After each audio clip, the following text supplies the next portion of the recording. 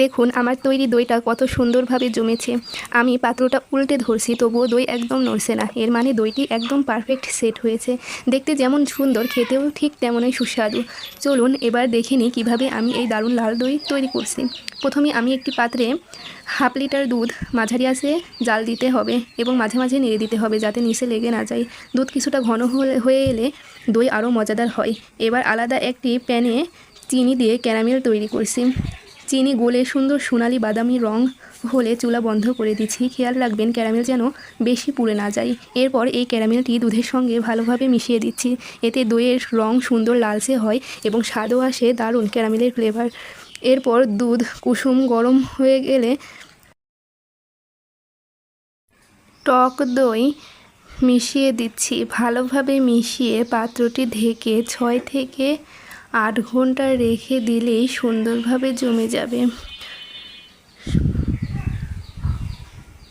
সময় হয়ে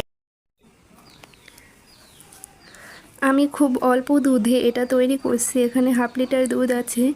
খুব অল্প পরিমাণ দুধে এটা তৈরি করে নিচ্ছি। আপনারা চাইলে বাসায় এমন অল্প দুধে খুব সুন্দরভাবে এই দইটি আগে তৈরি করে দেখে নিতে পারেন। তো আমি সবটুকু দুধ ভালোভাবে 2 জায়গাতে বসাই দিচ্ছি। এরপর আমি এগুলো কম্বল দিয়ে খুব ভালোভাবে ঢেকে দিব 8 ঘন্টার জন্য। তো 8 ঘন্টার পরে আপনাদের সামনে উপস্থিত করব।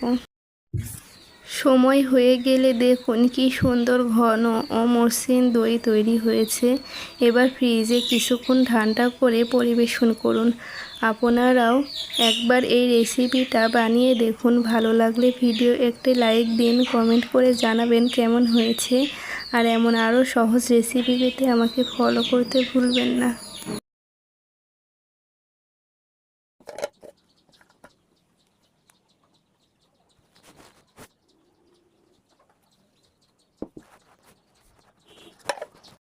দেখুন আমার তৈরি দইটা কত সুন্দরভাবে জমেছে।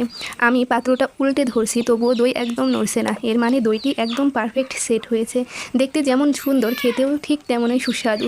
চলুন এবার দেখে নিই কীভাবে আমি এই দারুণ লাল দই তৈরি করছি।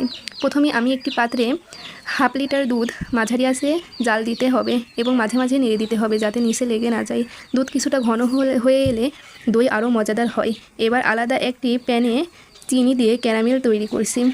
চিনি গলে সুন্দর সোনালি বাদামি রং হলে চুলা বন্ধ করে দিচ্ছি। খেয়াল রাখবেন ক্যারামেল যেন বেশি পুড়ে না যায়।